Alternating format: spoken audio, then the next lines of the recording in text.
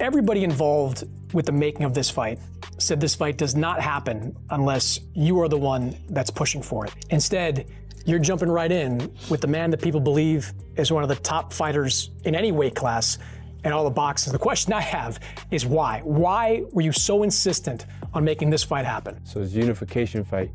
That was a legacy fight. I had to say yes. If I was gonna say yes, I would have hung up the gloves. You know, that was only two options: either hang up the gloves or take that fight. You think you do better than him? I think like I said before, I think he's a solid fighter. You know, a good fighter. Yeah, he champion for a reason. You know, but I think I do everything better. You know, all around the board, I do everything. I can box, I can bang. I do worry about it, but it's not even worth worrying about it because if it happens, it happens. I gotta stick on it and continue to work hard and continue to do this or that, and everything will work out. And like I said before, I would have fought them same two guys he just fought. The whole world would be bashing me. Yeah. For sure. That's how you know I'm at a different level. And I'm gonna show them there's really levels to this boxing game. Like I said, yeah, a solid fighter for sure.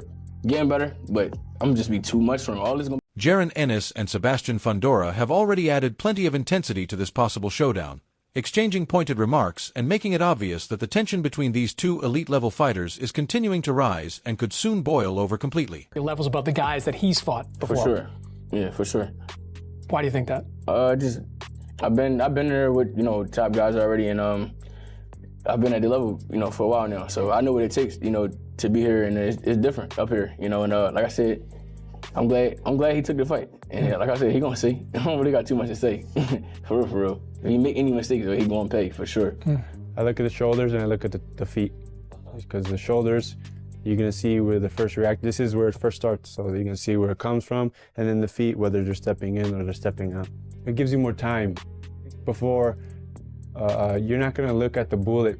Someone has a gun, you're not gonna look at the bullet while it's right in front of you. It's too late already. The punch, if you're looking at the fist and the fist is right in your face, it's already too late. I'm gonna look at the gun, or I'm gonna look at the hand movement before he even pulls it out. You gotta be able to read the prediction. Claressa Shields has now joined the conversation as well, cautioning Ennis that some of the mistakes he has made recently could prove extremely expensive against Fundora. From her perspective, those same errors cannot be allowed to happen again when the pressure and stakes surrounding a fight are this high. His due. Right now, at 154, he is the man. And a big challenge for him will be Fundora. Fundora is a big challenge for anybody because of how long he is in his height. But Boots has enough in his arsenal, I feel, to beat Fundora, but he got to be very, very smart. He can't make the same mistake he made getting hit with that straight jab and that right against Zayas that he can't do that with Fundora. Cannot, will not, cannot do that. And also cannot do that while a little wobbly on the legs either. So that's the only thing he did wrong to me was fighting after that. Like him fighting on wobbly legs, to move around, jab, whatever. Be smart. So to me, he got an A+. It is Boots. Teddy Atlas also shared his evaluation of the potential matchup, highlighting Fundora's unusual fighting style and physical strength as significant obstacles for anyone who stands across the ring from him.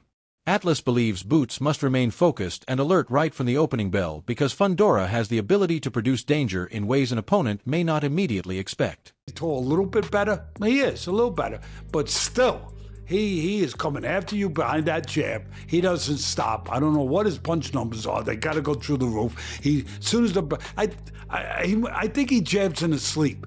I think that he's like, if you went in and you peeked in on him when he's sleeping like this with that southpaw jab. The jab, he's coming out of the locker room. I think when he's eating dinner. He never stops. He don't leave you alone. And he's coming forward. He's always putting pressure. He's breaking you down. And then he puts punches together nice. He goes to the body. He throws uppercuts. You know, he puts them together real well. But he's... Sean Porter considers this one of those rare matchups where there is no clear or automatic advantage for either fighter.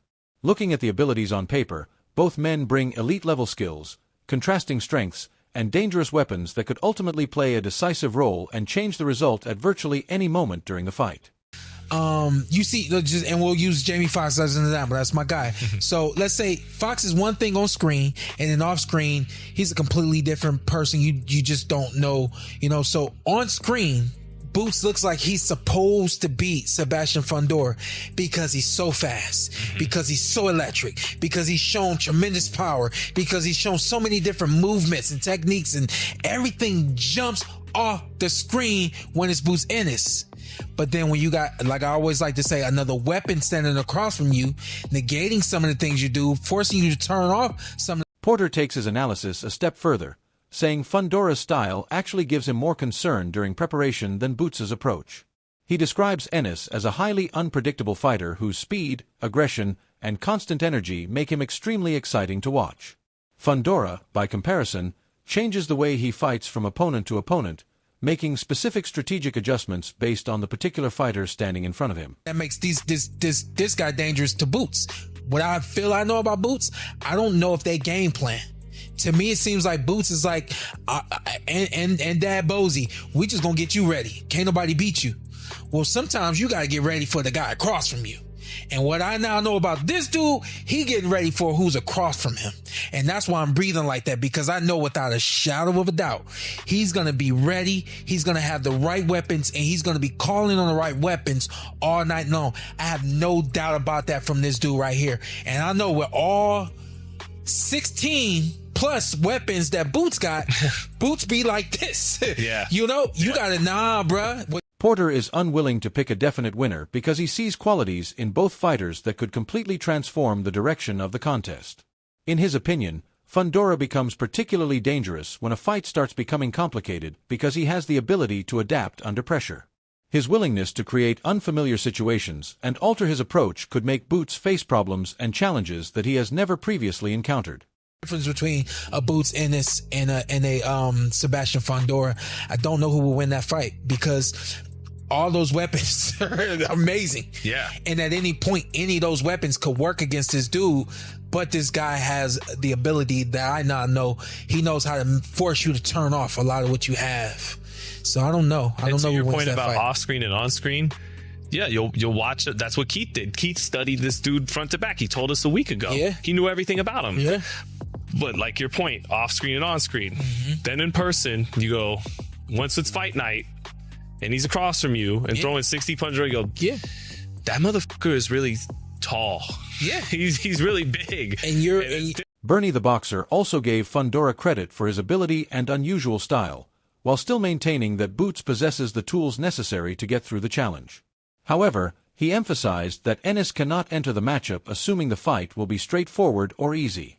Bernie believes Boots will need patience, discipline, and intelligent decision-making throughout the entire contest if he wants to secure the victory. I'm thinking Boots should get him.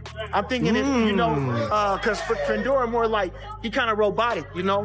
And if you got a guy that can flash in on you, that can move with athleticism, that can throw him up, I think Boots, that'll be perfect for him. You know, I think they've been moving him a little cautious, but I'm thinking he got it to do it. I'm looking for Boots to do it. I'll be looking for Boots. If I'm Boots, if I don't get the Xander Zayas fight, I want him next. Give me a tune-up, then give me Fundora next. That's what Roy was saying, that he wants the winner for Sebastian Fundora, the winner of Boots and Zayas. Look like we're going to get Boots and Zayas in the summertime. That's great. How you expect that fight to go? Like I say, this is a good fight with top. Bernie also identified several areas where he feels Fundora still has room to improve. In his opinion, the right technical adjustments could make the southpaw even more dangerous while giving him extra methods to create problems for Boots. Stronger footwork, sharper timing, and more carefully chosen offensive attacks could help Fundora create opportunities and make the overall matchup even more competitive. It's a good fight. Good fights. Both of them, I think, like I say, everybody gonna favor Boots, but Xander it's a live fight. What makes Sebastian so dangerous? When you watch him with all the boxing acumen that you have, what are some of the things that jump out at you that just make you feel like, damn, dude, this is a bad matchup for a lot of people? His range, but he looked slow. He looked pretty slow, but I seen him he throw a real slow jab, then he throw a fast jab. So I think when he started putting more jabs on him and woke up a little bit, you know, that's when he started to do better. But his jab, I like to see him show a little bit more speed, but I don't know at them dimensions. Can he put it? He did a little better. What do you think about his level of accuracy tonight? Yeah. Bullmax considers a possible Jaron Boots and Ennis versus Sebastian Fundora fight extremely difficult to predict. Fundora's massive physical frame and lengthy reach could give him a significant advantage, yet Ennis has the talent, adaptability, and versatility required to compete against anyone in the division. Since both fighters are still trying to prove themselves against the highest level of opposition, Barmax views the matchup as a legitimate 50-50 fight. I just think he's a great fighter in the era with other guys that can say, this was my era. Mm-hmm. You know, with that, I know, like, there's the Fundoras and Virgils, like, they all have to fight each other, so you come to that conclusion. I mean, is that, amongst those guys, is there someone stand out a little bit more, or is it still kind of 50-50 across? I think it's a 50-50 across the board, you know, because when you look at Virgil and when he get guys hurt, like maybe Boots was hurt, you know, he finished them all. You look at Fundora with the range and the height he got, you know, even though he'd been beat before, since then he's just been. Greg Hackett has introduced another major question into the conversation by asking whether Fundora is genuinely prepared for the challenge of facing Ennis. His primary concern centers around the 154 pounds division.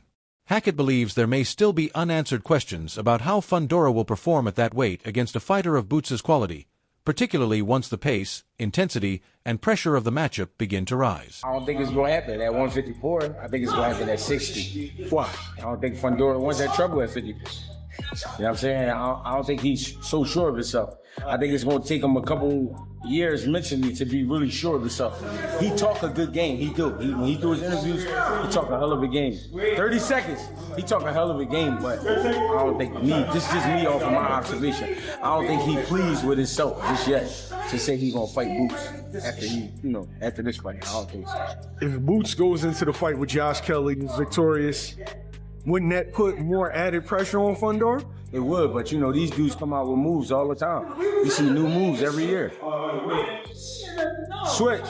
Hackett also broke down how the contrasting styles could come together while referencing the criticism Ennis received following what happened during the third round against Zayas. His warning is straightforward. If Fundora manages to land a similar punch, the consequences could be much more severe.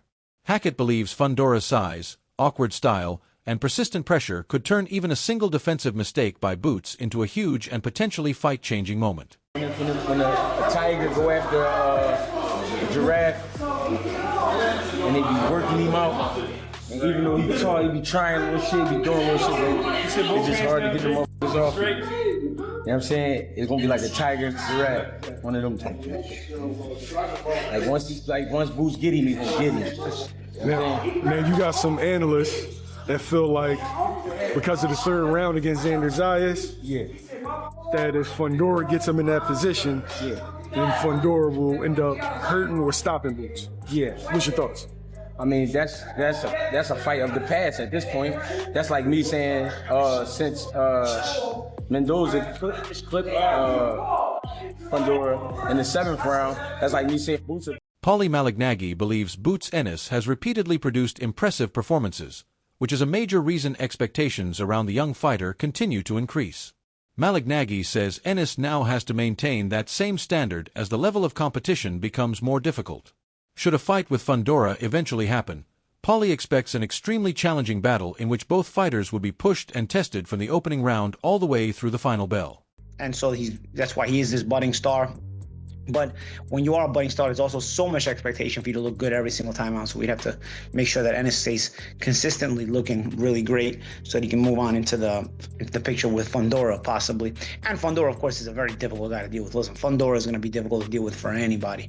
And so Ennis and Fundora, I really, really would get excited for Ennis and Fundora. That's a really good fight. And for me, that's not an easy fight for either of them. That's a tough fight to call, man. I don't know. I would love to know what some of the comments think at home. And don't be biased about just because one guy you like one guy over the other. I'm talking about seriously, from a boxing perspective, Ennis and Fundora. Listen, Fundora is an awkward fight for anybody because of his height and the power that he's got at that weight. Chris Algieri considers Fundora an entirely different type of challenge because Sebastian has developed into a much more difficult fighter to understand and solve. According to Algieri, one of the biggest areas of improvement has been Fundora's ability to use his reach effectively, establish his jab, and operate with greater control. Those developments have made Sebastian harder to hit with clean punches and considerably more difficult for opponents to break down over the course of a fight. A difficult puzzle. He's so long, and he's getting better. He's improving. He's improving. He's learning how to use his size. He's using his jab. He's being more disciplined. He's not taking risks like he used to. Talk about a guy who used to allow people to hit him and then has figured out that you shouldn't do that at the highest level in that Brian Mendoza fight. But since then, he's been very, very good. So, yeah, I can understand why people would see him as the final guy, because again, with those physical advantages and the way that he's getting better, very, very difficult to deal with. Virgil, the inactivity really worries me, because you got sharks circling. And Jaron, with the level of talent he has, he can beat anybody on any given night. So, yeah, it's a really interesting. Chris Mannix also praised Teofimo Ortiz for remaining prepared and training as though the Boots and Ennis matchup is already officially scheduled. For Mannix, that degree of preparation demonstrates just how seriously the team is taking the possibility of making the fight. With fans and members of the wider boxing community continuing to demand this matchup, he believes the sport would miss a huge opportunity if such a highly anticipated battle ultimately fails to materialize. Especially if you're buzzed. So when it does happen, hold on. It's going to be explosive. Someone's going to get knocked out. And I always pick a side, right, Mannix? I always say, oh, well, this guy's going to be the favorite. That's a legitimate 50-50 fight. All right. Then should it happen next? Because in the days that followed that fight, we have heard from Oscar De La Hoya calling for Boots versus Virgil next. We have heard from Virgil calling for Boots against Virgil next. We have heard from Rick Meridian calling for Boots against Virgil next. Pretty much everybody that's in the orbit of Virgil Ortiz, including Virgil Ortiz, Robert Garcia, add him to that mix. The trainer of Virgil says, let's make that fight next. Everybody on Virgil's side seems like they're ready to go. So Interview 15.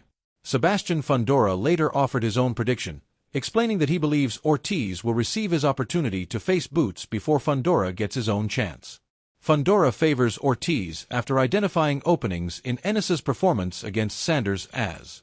He believes Ortiz could exploit those weaknesses by applying consistent pressure, maintaining a steady offensive output, and remaining disciplined throughout the contest, which could give him a legitimate opportunity to win on the judges' scorecards. We saw some flaws from Boots with the last fight. I mean, he looked great. He looked great. I mean, he beat Zayas. I mean, pretty easy. But that third round still raises some questions, right? I mean, it raised everybody some questions. How does he do with pressure? Virgil is a pressure fighter, and he hits hard. I consider myself also a pressure fighter. He throws a lot of punches and hits hard. So we'll see what happens when he fights one of us. I mean, I guess Virgil's first. So we'll see what happens with that, but I favor Virgil. Well, I actually meant your deepest thoughts about them as opponents for yourself than each other. Oh, yeah. I'll beat them both. Max Kellerman has set exceptionally high expectations for Jaron Boots Ennis at 154 pounds. He believes Ennis possesses a rare level of talent that places him above almost everyone else competing in the division. Kellerman does not see an obvious fighter who should be capable of stopping Boots from reaching the very top. And if Ennis can eventually bring all of his abilities together at the same time, Kellerman expects him to control the division and overcome every major challenge standing in his way.